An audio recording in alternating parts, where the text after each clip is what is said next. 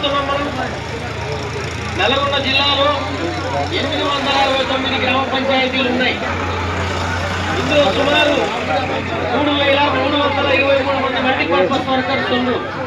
ఇంకొక 700 మంది అదనంగా పనిచేస్తున్నటువంటి కార్మికులు ఉన్నారు. వీళ్ళందరూ గ్రామ పంచాయతీల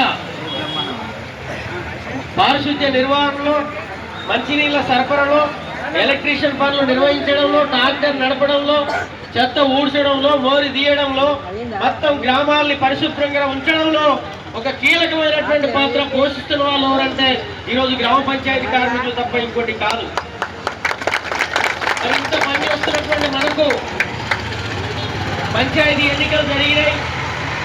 రిజల్ట్ వచ్చింది 22వ తారీఖున, డిసెంబర్ 22వ తారీఖున కొత్త పంచాయతీ పాలక వర్గాలు అధికారంలోకి వచ్చినాయి.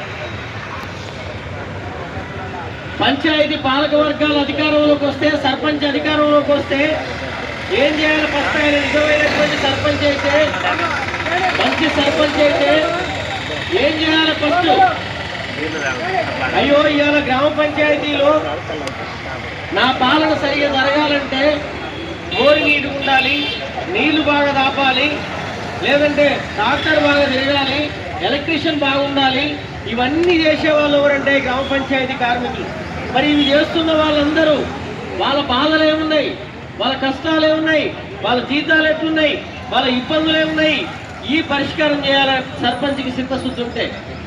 కానీ ఏమి పట్టించుకోకపోగా అధికారంలోకి రాగానే, ప్రమాణ స్వీకారం చేయగానే మొదటి సంతకం, మొదటి తీర్మానం ఎవరి మీద అంటే గ్రామ పంచాయతీ కార్మికుల్ని తొలగించేదాని మీద, గ్రామ పంచాయతీ కార్మికుల్ని వేధించేదాని మీద, గ్రామ పంచాయతీ కార్మికుల్ని ఇబ్బందులకు గురి చేసేదాని మీద ఉంటే మీరు ఇట్లాంటి సర్పంచులుగా ఉన్నటువంటి మీరు ఎట్లా పరిపాలన చేస్తారు భవిష్యత్తులో అని చెప్పి ఈరోజు మన యూనియన్ అడగదలుచుకున్నాం. నిజమైనటువంటి ప్రజాప్రతినిధులు అయితే, నిజంగా మీరు ప్రజలకు సేవ చేయదలిస్తే ప్రజలకు సేవ చేసేటువంటి కార్మికులకు ఏం కష్టాలు ఉన్నాయో ఆలోచించాలి. వాళ్ళ పెండింగ్ వేతనాల గురించి చూడాలి, వాళ్ళ సబ్బులు బట్టలు చెప్పిన గురించి చూడాలి, వాళ్ళకి పిఎఫ్ గురించి చూడాలి, ఈఎస్ఐ గురించి చూడాలి, వాళ్ళ పెండింగ్ వేతనాలు చూడాలి, వాళ్ళకి ప్రమాద బీమా చూడాలి, వాళ్ళకి ఇంకా ఏం కష్టాలు ఉన్నాయి, మనం ఏం చేస్తాం ఈ పంచాయతీ గారిని కూర్చోబెట్టి మాట్లాడాలి. ఇవి ఏమీ చేయట్లేదు. ఇప్పుడే దామర్చర్ల మండలం తెట్టకుంట అనేటువంటి విలేజ్ లో ఎప్పటి నుంచో పనిచేస్తున్నటువంటి కార్మికుల్ని, 2 కార్మికులు ఉంటే మీరు 2 ఇంటికి వెళ్ళిపోండి, సరి 9,500 9,500 19,000 వస్తాయి కదా, ఈ 19,000 నా కుటుంబానికే ఇచ్చుకుంటా. ఈ 5 సంవత్సరాల కాలంలో నేను పెట్టేటువంటి 15 లక్షలు ఏమవుతున్నాయో ఆ 15 లక్షలు కూడాలంటే మిమ్మల్ని తీసేసి నా కుటుంబ సభ్యులే ఈ పని చేయించుకొని అంతవరకు నేనే తిని నేను పెట్టేటువంటి ఖర్చులు మొత్తం కూడా ఈ మీ కార్మికుల మీద లభిస్తామని చెప్పితే ఆ సర్పంచ్కి ఏమైనా చిక్కుందా, పుచ్చుందా, జ్ఞానం ఉందా, సేవ చేయడానికి వచ్చిందా, లేకపోతే సంపాదించుకోవడానికి డబ్బులు ఖర్చు పెట్టి అధికారంలోకి వచ్చిందా అని చెప్పి సందర్భంగా మనం అడగదలుచుకున్నాం. అదే కాదు, ఇప్పుడే మన సత్యనారాయణ చెప్పాడు. ఏం చెప్పాడు? నల్లగొండ మండలంలో గ్రామ పంచాయతీలో కార్మికుడు కూడా కాదు, ఆయన కుటుంబం మొత్తం కూడా వేరే పార్టీ ఉంటుంది.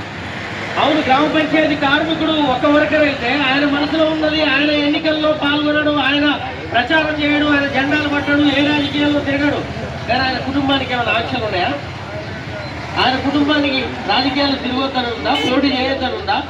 ఆయన కుటుంబం ఆయన ఇష్టం వచ్చినటువంటి రాజకీయాలు ఆయన చేస్తాడు. కానీ నీ కుటుంబం నాకు ఓట్లు వేయలేదు కాబట్టి నువ్వు కూడా నాకు మద్దతు ఇవ్వలేదు, నా ప్రత్యర్థులకు పోటీ చేశారు, నా ప్రత్యర్థులు ఉన్నారు, వాళ్ళకు మద్దతు ఇచ్చిందనే పేరుతోటి ఆయన టార్చర్ చేసేటువంటి పని. ఈయనకు రిజర్వేషన్ కలిసి వచ్చో లేదా అవకాశం వచ్చో వాళ్ళ పార్టీ టికెట్ ఇచ్చో సర్పంచ్ అయ్యిండు. కానీ ఆ కార్మికుడు ఎప్పటి నుంచో పనిచేస్తున్నాడు. నువ్వు కుర్చీ తెచ్చి నాకు వేస్తామేమో నేను కూర్చున్న కాడ ఈ రకమైన వేధింపులు. మాడుగులపల్లి మండలం కలివెలపాలెం విలేజ్, గజలాపురం విలేజ్, ఇంకొక పాములపాడు విలేజ్ లో 3 మంది కార్మికులు, వెంకటయ్య అనేటువంటి కార్మికుడు, ఇంకొక ఆయన నర్సయ్య అనే కార్మికుడిని ఈరోజు పనిలో నుంచి ఆపారు ఆల్రెడీ.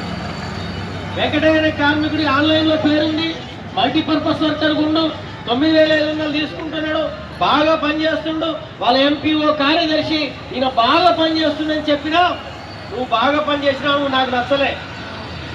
నువ్వు బాగా పనిచేసినా నీ కుటుంబం నాకు ఓట్లు వేయలే, కాబట్టి నేను ఊడబీకేసిన ఎవరు చెప్పుకుంటావో చెప్పుకోపో అని చెప్పి పనిలో నుంచి ఆపింది.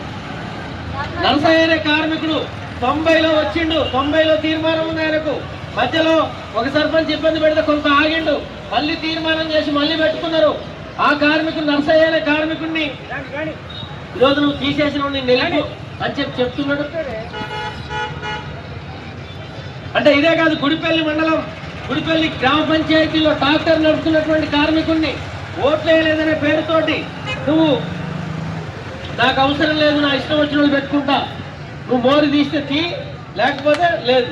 నేను ఇంతకాలం తీయలేక సార్ ఎవరి పని వాళ్ళు చేసినాకంటే ఆయన నడవదయా, నువ్వు వెళ్ళిపోను, అసలు పనికి అవసరం లేదని చెప్పి పనిలో నుంచి ఆపిండు. ఇంకా అనేక పంచాయతీల్లో ఈరోజు గ్రామ పంచాయతీ కార్మికులు సర్పంచులు వచ్చిన తర్వాత అనేక ఇబ్బందులు పెడుతున్నటువంటి పరిస్థితి ఉంది. అందుకనే ఈరోజు ఈ ధర్నా సందర్భంగా జిల్లా కలెక్టర్ గారికి, డిపిఓ గారికి, ప్రభుత్వానికి మేము తెలియజేస్తున్నాం.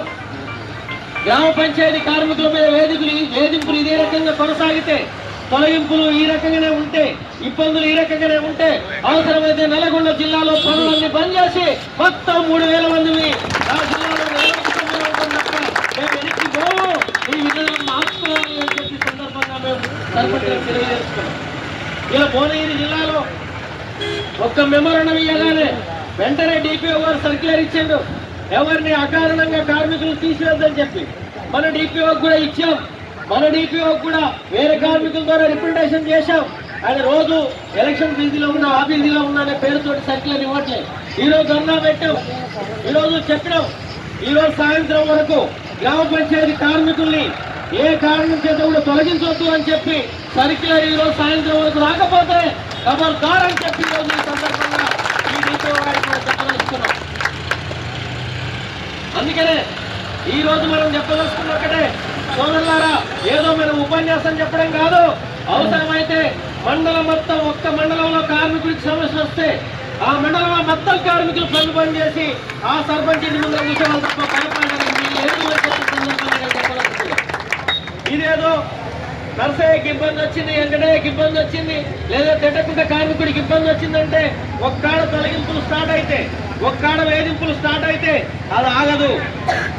ఎందుకు ఆగదంటే ఇప్పుడే సర్పంచ్ అన్నాడుగా, తిట్టకుంట సర్పంచ్ 9500 వస్తున్నాయి, సుట్టాలు పెట్టుకుంటాను, భార్య పెట్టుకుంటాను, నేనే పని చేసుకుని నేనే తీసుకుంటా అని చెప్పి అంటే జీతం కూడా కొంచెం మంచిగుంది కాబట్టి ఇవి కాజేయడం కోసమైన సర్పంచులు రాబోయే కాలంలో వేధింపులకు పాల్పడతారు. అవి రాకుండా ఉండాలంటే మనం ఐక్యంగా ఉండాలి, కలిసికట్టుగా ఉండాలి. అదే కాదు, ఈరోజు గ్రామ పంచాయతీ కార్మికులు మీకు గ్రీన్ చేయడం ద్వారా వేతనాలు ఇస్తారంట. ఇవన్నీ మాకేం ఇబ్బంది లేదు, ఇస్తా అని చెప్పి జనవరిలో ఇస్తా అన్నారు, డిసెంబర్లో ఇస్తా అన్నారు, నవంబర్లో ఇస్తా అన్నారు. గ్రీన్ ఛానల్ వచ్చారు, ఆధార్ కార్డు తీసుకురు, రేషన్ కార్డు తీసుకురు, బ్యాంక్ పాస్బుక్ జిరాక్స్ తీసుకురు, మొత్తం పేర్లు రాసుకురు, అన్ని పైకి పంపినాం. ఇక కార్యదర్శులు కూడా చెప్పారు, ఇక మీకు రేపటి నుంచి మొత్తం డైరెక్టే పడతాయి మీ ఖాతాలో జీతాలు. అరే నిజంగానే పడితే మరి కార్మికులు ఎంత సంతోషపడరు. ఇప్పుడు 3 నెలలు అవుతుంది, 3 నెలలు అవుతుంది. ఈ 3 నెలల కాలంలో ఇప్పటికీ గ్రీన్ ఛానల్ ద్వారా వేతనాలు రాలేదు. ఇప్పుడు వచ్చే జీతాలు కూడా ఏంటంట ఆన్లైన్లో పేర్లుండి జనాభా లెక్కల ప్రకారం కరెక్ట్ ఉండి ఆ కార్మికులకు మాత్రమే 9500 జీతం వస్తుందంట. మరి మిగిలిన కార్మికులు ఎడుకోవాలి? తండ్రి చనిపోతే కొడుకు ఎక్కిండు, లేదా భర్త చనిపోతే భార్య ఎక్కింది, భార్య చనిపోతే భర్త ఎక్కిండు, లేదా వాళ్ళ కుటుంబ సభ్యుల్లో పెద్ద మనిషి అయితే వాళ్ళ కొడుకుని పని చేయిస్తున్నారు. వీళ్ళందరికీ తీర్మానాలు అయినాయి ఆన్లైన్లో పేరు ఎక్కడానికి. ఈరోజు దాని మీద హోల్డ్ ఉంది, దాని మీద ఎక్కించడానికి ఆప్షన్ లేదు. కమిషనర్ ఆఫీస్ నుంచి అనుమతి వస్తేనే ఎక్కించాలి అని చెప్పి అధికారులు చెప్తున్నారు. మరి పని చేయించుకుంటలేరా ఈ కార్మికులతోటి? ఇప్పుడు ఆన్లైన్లో పేరు లేని వాళ్ళు ఎంతమంది ఉన్నారు? చేతులు ఎత్తండి. ఆన్లైన్లో పేరు లేని వాళ్ళు మన దండాలో కూడా సుమారు 7-8 మంది ఉన్నారు. నేనంటే అనేది ఏంటంటే చాలా మంది అంటే 3223 మంది మల్టీపర్పస్ వర్కర్ల పేర్లు మాత్రమే నమోదై ఉన్నాయి. నల్గొండ జిల్లాలో ఇంకా 600-700 మంది కార్మికులు ఈరోజు వేతనాలు లేకుండా ఆన్లైన్లో లేకుండా